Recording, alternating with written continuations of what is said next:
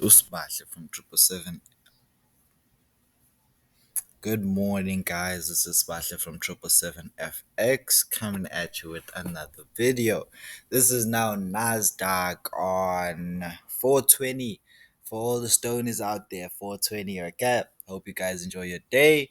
So we are gonna try to catch a bit of pips over here at Nasdaq on 420. So right now we are actually just gonna go on the higher time frames. For me, H1 is the higher time frame, but let's just go on 4 hourly for now. Okay, so 4 hourly time frame, what exactly is happening? Nasdaq is bearish. As we guys can see, the overall higher time frame is bearish. It's constantly making lows. Like literally, as you can see, bam. Look at how slanted it is, look at the momentum, the aggression in price, and look at how small the retracements are compared to the fucking continuations, compared to the impulse moves. Look at how strong they are. Okay. So boom, retracement, impulse, retracement, impulse.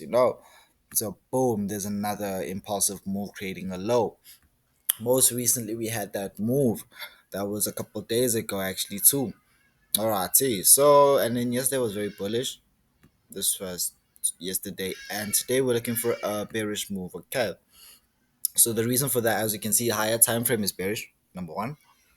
Right, it's making lows and lows and lows, and it's not breaking these highs. As you guys can see, it's not breaking these highs.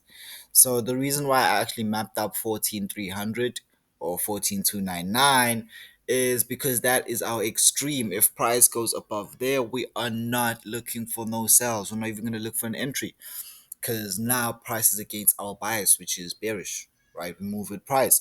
So that's the 4 hourly time frame, guys. As you guys can see, we can actually mark off this 4 hourly OB right over here, which has been tapped, but we'll talk about that a bit later. So we go down to our macro time frame: macro big, micro small. So we use the hourly as our macro time frame and the 15-minute as our micro time frame. Okay, so we're currently at 14100. So we are looking for a tap into 14200. Why exactly? As you can see, we actually tapped into the supply zone right here. Boom, nice tap into that supply zone. Beautiful tap into that supply zone. Actually, I did have sells over here. I did have sell. I did have a sell entry, or let's say a setup over here or over here, right? This one got violated. As you can see, it did actually go in, tap into this order block, go into the 50%, tap that, drop a couple hundred pips. How many pips? A couple hundred, not bad. Might like 100 or 200 pips, and then boom, huge uptrend. Okay, this supply zone got violated. Okay, violated. So we got liquidated. We're not using that anymore. So now we are using this zone right here. As we can see, price came up, tapped it, boom, didn't even try to go above it. Was met with so much selling pressure. It created this engulfing bearish move, this engulfing candlestick on the hourly. So now that is actually a show of the bearish momentum and how much bearish pressure is there in the market. So now we're going to look for a sell entry, right? So now we're going to look for sell entries. The Asian session's about to end. We are going to try to get into our positions before New York Open, right before, a couple of minutes before, which will be 4:30 here in SA due to daylight savings, or is it 3:30? One of the two. Okay, so now we are actually going to look for sales. So the reason we're looking for sales at 14200, first of all, based on my hourly to 15-minute order block strategy, which I created about this year. This is a strategy I made from scratch from my observations of constantly studying, being a student of Nasdaq, the market. I created my own strategy. So we see the hourly order block, and it's in the direction of price. As you can see, engulfing candlestick right over here, engulfing candlestick, creating the bearish order block or the supply zone. And now we're going to look for a tap back in. So we look for our entries within a 15-minute supply zone that is within the hourly zone. So that's why it's the 15-minute within the hourly order block strategy, if that's what I call it. I don't really have a name for it yet, but that's my strategy. As you guys can see, there's the 15-minute order block. I don't even have to mark it off, but let me mark it off. So there we go. We mark off the 15-minute order block right over here.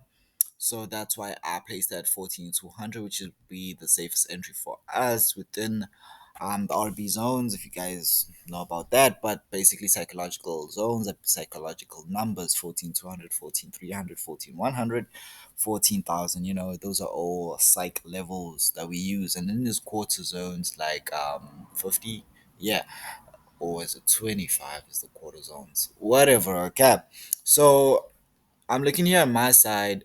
We are going to look for a tap back into 14,200 within this order block right here. Initially, the setup was this: the safest setup for anybody, right? If you're trading a big account, 100 pips stop loss above 300, you're safe. Like, if your stop is above 300, you're safe. You're not gonna get touched. For us with very small accounts, we will have to actually manage our trades. So we're gonna look for a tap back in here, and then maybe an engulfing candle, and then only we'll enter with very tight stop losses. So we'll miss the sniper entry because this would be in the sniper entry, but now we need confirmation because we have actually smaller stop losses and tighter risk. What can I say? We actually don't have that much to risk within our accounts, so we're gonna look for smaller stops. So you're gonna look for safer entries. Okay.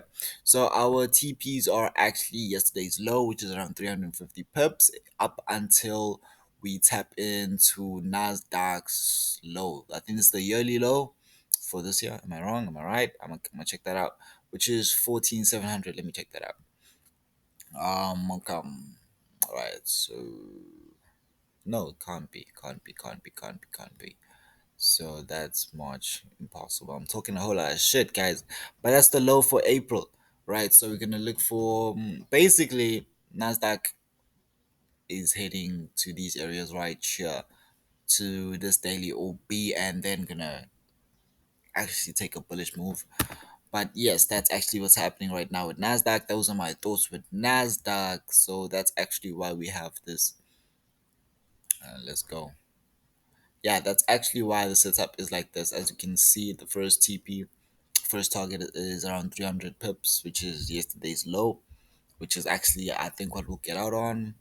And then for those of you who are very greedy and with larger accounts, you guys can actually get in up until here, which is around 450 pips. But that is Nasdaq for now. We are gonna sit and watch. We're gonna sit in our hands. It's around 8 o'clock London. Hey, boo. Asian session is about to end. London is about to open. I won't really trade up until like London end. Yeah, up until London end, which is around the afternoon these times, around 3, 4. So I won't actually get into the trade up until then. Actually, a quick recite. US 30. I use US 30 to actually back up Nasdaq, which actually fucking works. So let's go into our 4 hourly zone right here. As you can see, US 30. Right. So as you can see, where was I going again? Where was this? Did I go into a daily? Oh no, actually. So no, I went into the daily. I went into the daily. Yeah. So we can look at the daily time frame first of all. Bearish, beautiful. But recently, as you guys can see, we've been actually breaking these highs. So sorry, the fuck. Um, this is the first. Sorry about this, guys. Well, if you guys can't see it, my laptop is tripping. For some odd reason. Okay. So thanks. I don't want any of this. I don't know where this comes from, bro. Lira hospitalized. I heard of that. I don't give. Okay, let me not say I don't give a damn, but I honestly don't care.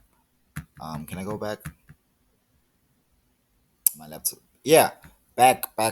Okay. So from the daily, as you can see, this order block right here is the one that actually broke these lows. So that's the BFI footprint right over there. it closed below, so that shows a break of these lows, break of structure, BFI footprints, BFI banks and financial institutions. So a break of that. So now it comes back on. It's gonna tap into this zone right here and then give us another drop. The reason we see that is because it's already tapped into that zone, right? So now we use this candle right here as our supply zone, demand zone, whatever the fuck you call it. It is a pinball. We're not really supposed to use pinballs like that. We can actually use this one at the top.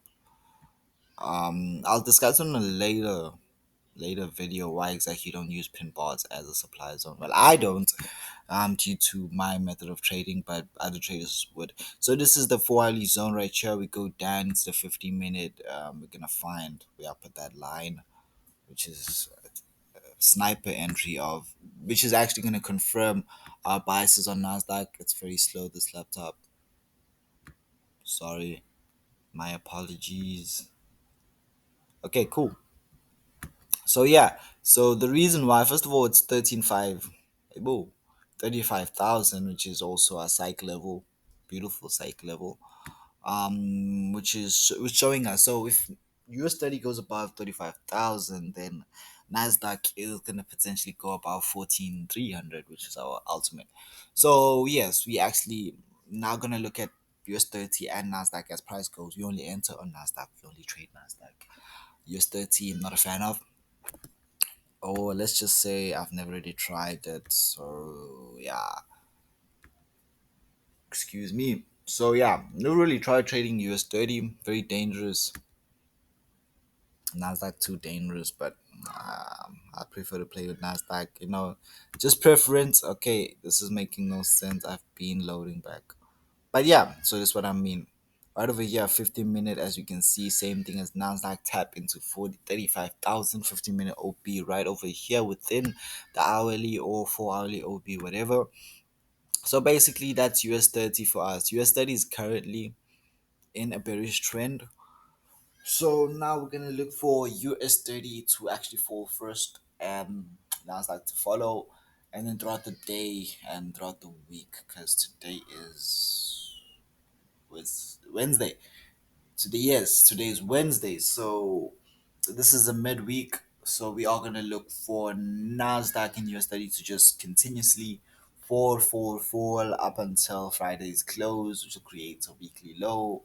So yeah, that's actually my bias and my view on Nasdaq. And I also tried to show you guys US 30, but US 30 we just use it to confirm Nasdaq. But yeah, that is 777FX signing out.